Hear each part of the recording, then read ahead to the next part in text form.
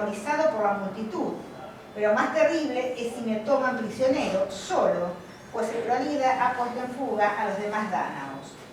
Pero ¿por qué mi ánimo se debate así? Sé que cobardes son los que se alejan del combate, y el que se porta valientemente en la batalla debe resistir con firmeza, tanto si lo hieren como si lo hiere a otro. El tema del saber, ¿no? Y es el tema de que él sabe, acá estamos en la Ilíada, pero en la Odisea va a ser un tema constante, la preocupación por saber y el actuar después de deliberar, de pensar los pros y los contras de las acciones. En Odisea es el héroe que va a tener estas... Bueno, y el sufrido y resistente lo vamos a ver aquí en la Odisea.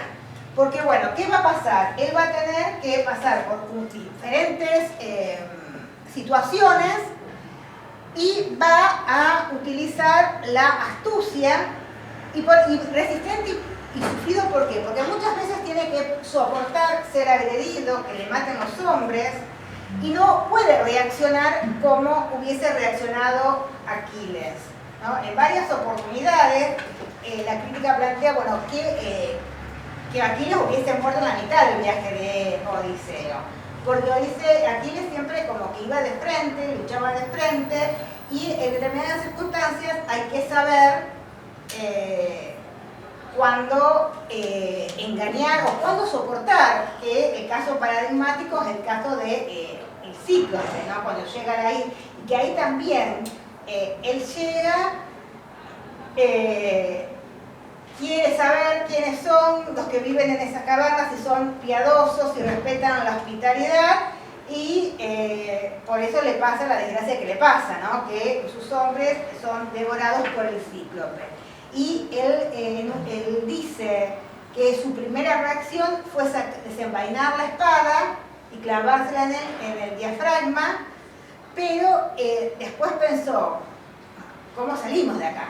Porque la caverna estaba tapada por una gran piedra que no podrían haberlos movido todos los hombres de Odiseo. Entonces dice, bueno, entonces delibera cuál sería el mejor plan. Y a lo largo de toda la Odisea está esa idea de deliberar, de pensar cuál es el mejor plan para lograr su objetivo. Y que vamos a ver que ese deliberar, también el hecho de engañar. Él llega a los lugares y cuando vuelve a Ítaca, aparece, está bien, hay todo un plan que hace con Atenea, pero aparece disfrazado, cuenta historias falsas. Es un muy buen narrador de historias. Todas las historias falsas que cuentan son verosímiles, porque cuenta historias de príncipes que han ido a la guerra, que era muy usual, que eran quizás bastardos, entonces no tenían cabida en la casa del padre, tenían que vender su fuerza a otro príncipe, y cuenta historias que son verosímiles. Entonces es alguien que miente, que finge. Es decir, que es un héroe que se va adaptando, y lo que vamos a ir viendo a lo largo del poema es cómo el padre, que de la mitad para atrás, vamos a ver que el autor de esa novela es el padre del personaje, tiene estas características de Odiseo. Además, la novela que él encuentra sigue el esquema de la Odisea. Y él también, en algunas cuestiones de su vida, va a tratar, así como Odiseo tuvo supuestamente historias con un montón de mujeres en la Odisea, en un momento también empieza a tener historias, bueno, se busca, una mujer, qué sé yo, una giganta, bueno, entonces una mujer grande, y así. La sirena es una cantante de un coro, es decir, que va a ir buscando mujeres que podrían asimilarse. También es importante, y por eso yo creo que él va a retomar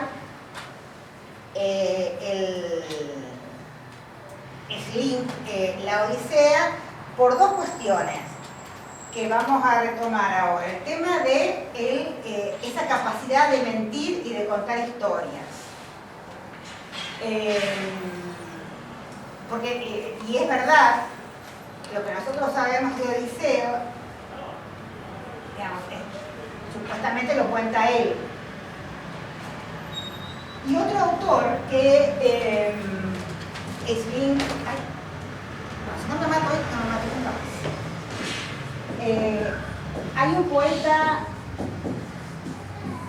griego que también es uno de los poetas digamos que en la escuela era muy leído y que le gusta, digamos, a Kling, que es Píndaro. Píndaro es un poeta lírico ya del siglo V que escribe cantos de alabanza, se llama, el nombre técnico sería Epinicios.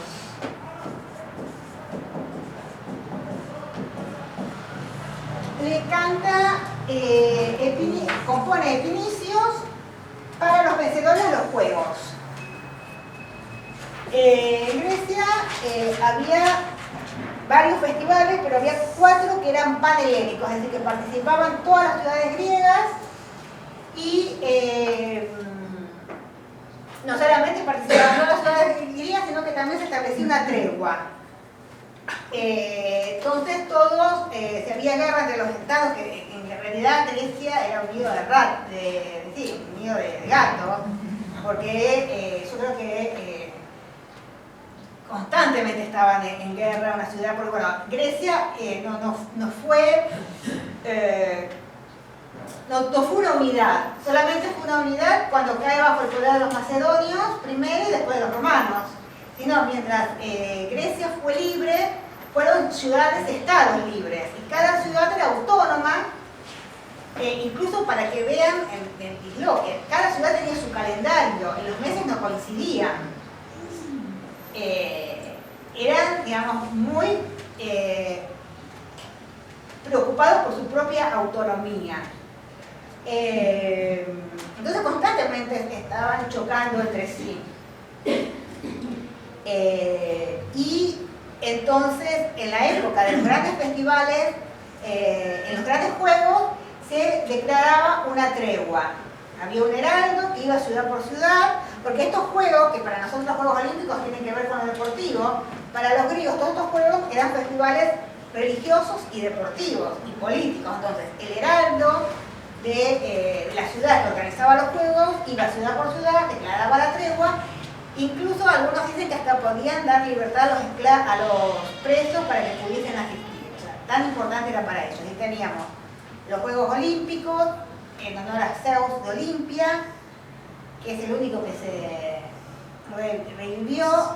Después estaban los Píticos, Delfos en honor a Apolo, los Nemeos en la ciudad de Nemea en honor a Zeus y Poseidón, y los sísmicos, que también en honor a Zeus y Poseidón. Los nemeos a veces también dicen de Heracles. Y bueno, ¿y qué pasaba? En estos juegos competían los nobles, los aristócratas, aquellos que tenían dinero para entrenar, porque era todo un trabajo, un esfuerzo. Y estos aristócratas los contrataban a poetas, no solamente a Píndaro, y otros, que se conservan fragmentos, menos, pero se conservan, de Baquílides, de Simónides, escribían para los vencedores. Entonces, componían el poema por escrito, a veces, según las circunstancias, iban personalmente, entrenaban al coro para que lo canten, porque hay que pensar que es poesía, el poeta lo escribía ya, no como Homero, que es composición oral, pero la performance, la difusión es oral. Entonces, ¿qué pasaba?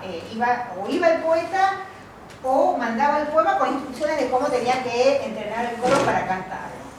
Y alababa a los vencedores, pero también una alabanza, quizás el vencedor decía 2 palabras, pero ¿cómo alababa al vencedor? Hablando de la familia. Generalmente todos los aristócratas descendían de algún héroe o eran de una ciudad donde había pasado algún héroe en particular. Entonces, en muchas de las odas se hablan de Odiseo, de Áyax y de todos los héroes troyanos, o que estuvieron en Troya. Y así como en la Ilíada, Odiseo y Aquiles son, digamos, los 2 puntos extremos de discusión, ¿no? Porque Odiseo es el astuto, el que es pragmático, el que, como que vimos, si tiene que huir, va a huir y después sabe que va a poder vencer, que usa el engaño, la mentira, y tenemos a Aquiles, que es la fuerza, y que en un momento le va a decir al propio Odiseo que odia más que el Hades, es decir, que odia más que la muerte, aquel que piensa una cosa y dice otra. Es decir, y se está diciendo Odiseo, o sea, no hay nada más que odia más que a vos, y más o menos así. Porque Odiseo es un poco eso, ¿no? Que dice, y aparte es inteligente porque sabe a quién le está hablando. En la novela de Atwood, si quieren la pueden los que empezaron nuevo, en un momento Penélope dice que Odiseo era bueno con las palabras porque un poco le decía al otro lo que quería oír y como que le daba fuerza y entereza. Y eso se ve en Odisea, porque en un momento cuando tiene que ir para pedir a Aquiles que vuelva a combatir, porque bueno, estaban siendo derrotados, él reproduce el mensaje que le da Agamenón, pero lo adorna. Porque si le hubiese dicho lo que literalmente le había mandado a decir a Agamenón, lo mata a él y no vuelve nunca más, digamos. En cambio es astuto y le da una vueltita y omite y queda bien, ¿no? Es como que sabe que puede, cómo dirigirse. Diríamos, tiene calle. Claro, tiene calle, diplomático, sabe, digamos, ver al otro cómo tratarlo. En Píndaro, ya el gran, incluso esta oposición entre Aquiles y Odiseo, no solamente se ve en Ilíada, sino que uno puede presuponer que era una historia que ya estaba instalada en la tradición griega. ¿Por qué? Porque en la Odisea tenemos dos aedos, dos poetas, Femio y Demódoco. Que estoy diciendo cualquiera hoy. Demódoco. Femio es el aedo del palacio de Odiseo y Demódoco es el aedo en los Feacios. Y cuando Odiseo llega, y es interesante esta figura de los dos poetas, porque permite ver por un lado cómo funcionaban los poetas. Porque en Femio, en el canto 1, está cantando los regresos de los aqueos. Y Penélope, que estaba llorando a Odiseo, baja y le dice que cambie de tema. El Neoptólemo le dice que no, que esos asuntos de hombres, la manda de nuevo a la habitación, pero le permite ver, dicen los autores, cómo trabajaba. Quizás estaba en un auditorio y la Edo estaba cantando algo y no le gustaba a ese auditorio y le podía decir, bueno, cambia de tema. Y en el caso, en Feacia, cómo también va a tocar distintos tipos de temas, según los contextos, pero también Odiseo le manda a pedir que cante algo. Le pide precisamente que cante lo de la noche del caballo de Troya. Pero antes, en el primer canto, apenas Odiseo llega a Feacia y está como huésped, todavía no se ha dado a conocer, el canto de Odiseo, el canto de Demódoco, es de la pelea entre Aquiles y Odiseo en el campamento troyano. Está en el canto 29. De la Odisea, en el canto 8. Y están luchando aparentemente por un pedazo de carne. En el verso 75 en adelante. Entonces, es como que esa historia, por lo que podemos presuponer, circulaba. Y otra gran oposición, y que eso va a estar en toda la lírica, va a estar en la tragedia, es la de Odiseo y Áyax, el amonio. Áyax es, a mí me encanta esto, parece la novela mexicana, es el primo de Aquiles. O sea, el padre de Aquiles y el de Áyax son hermanos, Y en toda la Ilíada trata a Áyax como el mejor de los griegos después de Aquiles. Y lo que se cuenta en poemas del ciclo épico es que cuando Aquiles muere antes de la caída de Troya, lo usual era realizar juegos fúnebres donde se hacían regalos a los que competían. En el caso de los funerales de Aquiles, según las distintas versiones, pero la más frecuente es que la madre Tetis, la diosa, ofrece al mejor participante de los juegos fúnebres las armas de Aquiles, que obviamente le corresponderían a Áyax porque era el mejor después de Aquiles. Las versiones están que por trampa, por engaños múltiples, por votos corruptos, las armas van a Odiseo. Áyax siente que su honor ha sido ultrajado, entonces decide, para vengarse, matar a todos los aqueos. Pero como Atenea los protege, lo enloquece y en lugar de matar a los aqueos, mata al ganado y recobra la cordura. Y ahí se lo encuentra doblemente deshonrado. No solamente no tiene las armas, sino que quedó como un tonto que mató el ganado y no mató los. Incluso podía ser castigado porque, bueno, la intención de matarlos ya lo sabía. Y entonces, bueno, se suicida.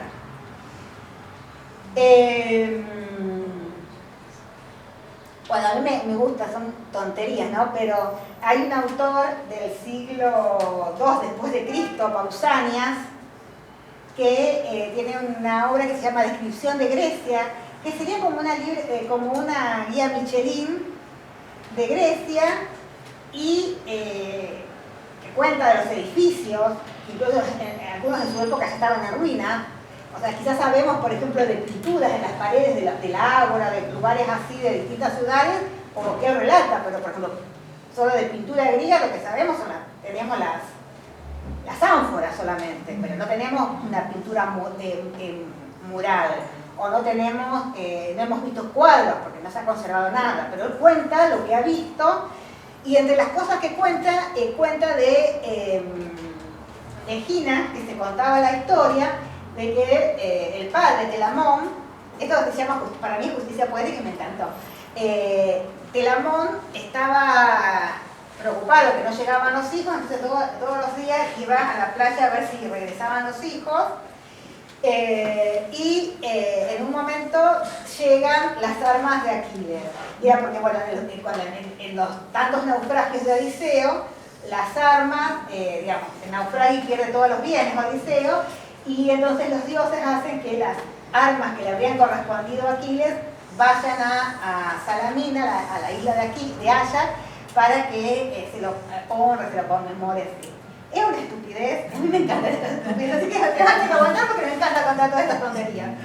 Pero bueno, el gran oponente, porque bueno, también es un hacedor, no es bueno con las palabras, y Píndaro a Odiseo no lo quiere. Y lo que va a plantear, yo creo que es el primero que va a plantear, es más que plantear, poner en duda la realidad de las hazañas de Odiseo. Porque a lo largo de todos los epinicios lo que va a decir es que los griegos prefirieron palabras seductoras, palabras engañosas, a las verdaderas hazañas. Y también va a criticar a los malos poetas, porque bueno, en una sociedad como la sociedad griega, que el hombre es, o sea, para definir lo que es un hombre en Grecia, hay que pensar lo que el hombre es para los demás, cómo los demás lo ven. El hombre es lo que se dice de él. Por eso, en estas primeras sociedades, la función de los poetas era tan importante, porque eran los poetas los que divulgaban esa información, los que daban a conocer esa información. Y Píndaro va a decir, en varios de los poemas, es que el problema de un mal poeta es que puede acallar las grandes hazañas O puede hacer lo que hizo con Odiseo, ensalzar a alguien que no era valiente, que no había hecho absolutamente nada. Entonces hay una condena a Homero por haber creído supuestamente en las palabras de Odiseo y haber inventado toda esta historia. Y en toda la producción de Píndaro también aparece la idea de esta diferencia entre lo que realmente es, o sea, entre la verdad o la realidad y la apariencia, ¿no? Y Odiseo siempre del lado de la apariencia, del engaño, de la seducción, pero que termina acarreando un mal a quien finalmente es seducido. Frente, digamos, a la honestidad de Áyax. Entonces, estos son, digamos, temas que vamos a ver que están en la novela, en los personajes. Y otro tema que también es importante ver en la Odisea es el tema de, podríamos decir, la descripción de las sociedades. En la Odisea tenemos una descripción de dos sociedades, podríamos decir, en el plano humano, ideales, que son Esparta y Pilos, donde reinan Menelao y Néstor, donde todo funciona armónicamente porque el rey está presente. Ítaca es una sociedad desordenada, están los pretendientes, no se sabe quién tiene el poder, porque el rey está ausente, ¿no? Y ese conflicto, ese no encontrar un orden social apropiado es un poco también algo que subyace a lo que pasa en el regreso. También es interesante porque el regreso a mucha gente que leyó la obra le permitió ver o desmitificar algo que estaba como asentado. Porque si uno lee Wikipedia o lee cualquier resumen de la Odisea, te plantean que la Odisea regresa con el regreso de Odiseo, que todos son felices y comen perdices. O sea, tal como termina, aparentemente sí termina así, pero hay una profecía que hay que pensar que para un auditorio griego, que obviamente era parte de esa cultura y creía en la religión griega, ¿sí? Y dentro de esa tradición griega, Tiresias era el adivino infalible, y Tiresias en el Hades le dice que tiene que volver a salir, es que Odiseo no regresa. Regresa pero tiene que volver a salir. Y eso también, como creo que lo habíamos mencionado, ya desde el Renacimiento o antes es tomada esa historia, porque les había comentado de Dante, la Divina Comedia que aparece. Y acá aparece, ¿no?, el tema de si es posible regresar, cómo se regresa, ¿no? Este es lo que se tematiza. Que también sale a colación a otras obras de otros momentos, por ejemplo, que hablan de estos regresos y la función que tendrían estas historias de regreso. Porque cuando él empieza a investigar, la madre le dice que en la época en que él era chico, o sea, muy cercana a la finalización de la Segunda Guerra, había muchas historias de regreso porque digamos, daban esperanza a la gente, digamos, en situaciones, sobre todo los alemanes prisioneros de los rusos, que supuestamente nadie pudo regresar. Entonces, que hubiese ese tipo de historia daba una cierta esperanza a la comunidad, a la sociedad, de que, bueno, se podían haber salvado. Bueno, esto es un poco lo que algunos temas de Homero que vamos a ir viendo o retrabajando. Con respecto a el regreso, ¿no? Tiene que ver precisamente con lo que decíamos de tratar de trabajar qué pasó qué pasó con esa historia alemana no resuelta. Pone más hincapié a el pasado nazi, sobre todo por la historia del padre, pero también está qué pasa en supuestamente al personaje en la contemporaneidad con que es testigo de la reunificación alemana. ¿No? Ya se menciona a otros momentos de la historia alemana, bueno, qué se hizo, cómo se trabajó o no la memoria. También el tema de la culpa colectiva. Después les voy a dar también ese otro cuento para que vean, ¿no? Cómo está toda esta problemática de cómo el pueblo alemán puede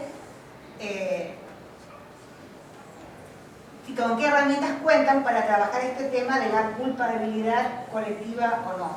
¿Y cómo la sienten? Sí. Siendo cómplice, claro. Sí. Porque, y es... Lo que pasa, perdón, yo aparte tengo el caso este, no hay que desmirarme, ahí se pinta perfectamente todo lo que sucede. Era un dios, Hitler, y entonces toda la Alemania se subordina por completo a él. Entonces era muy difícil, tal es así, que en una de las partes lo llevan al chico a que vea una exposición y lo denigran a todos los pintores, eran Kandinsky, etc., porque eran gente que pensaba y no les interesaba. O sea, es una cosa muy importante de todo eso, porque el manejo que hacen de la sociedad Hitler, no había salida, no había otra salida que la que hicieron ellos. Y ahí, digamos, está la cuestión de plegarse porque realmente lo creían, porque, digamos, hay gente que lo creía, o sobre todo en los primeros años. ¿Cómo? Y los que no lo creían se callaban. Se callaban por temor. Yo creo que empezó, no hubiese podido hacer Hitler lo que hizo si no hubiese tenido un pueblo que al principio lo apoyó por creencia y después sí por temor. Sí, no todos por creencia, digamos, pero estaba en una sociedad un poco compleja. Fueron complejos. ¿Cómo? Fueron complejos. En una sociedad muy... Sí. El tema está, una vez que pasó el tema de deslindar las responsabilidades, porque también es cierto que todavía ahora no se bancan que los rusos hayan ganado. Eso les duele, honores. Pero, y también haber sido juzgados por extranjeros. Entonces, el tema de aquellos que plantean que no sabían, pero si vivías cerca de Auschwitz o el olor de la carne quemada, ¿cómo lo vas a hacer? Primo Levi, que es terrible, él cuenta, o sea, que salían, iban a las fábricas, bueno, las grandes fábricas alemanas.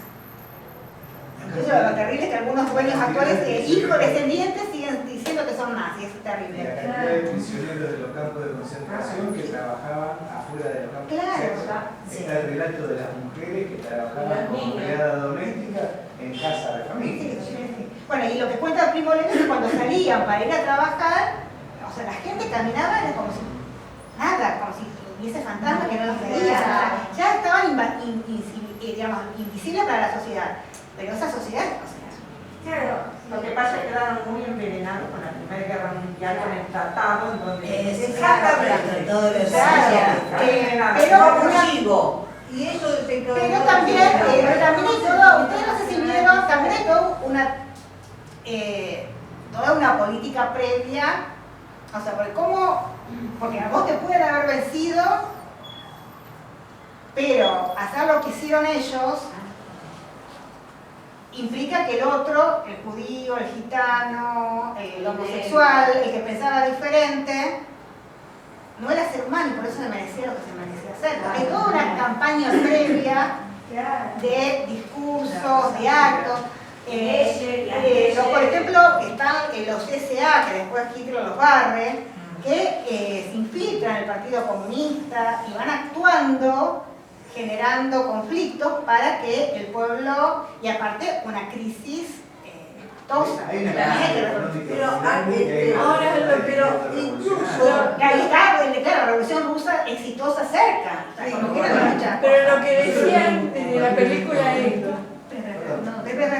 Sí, yo tengo un compañero de la facultad, Zimmerman, que es investigado, que justo ahora está en Alemania visitando a su hijo que está trabajando allá. Y contaba, está en Múnich, y entonces contaba su visita al museo nazi de Múnich.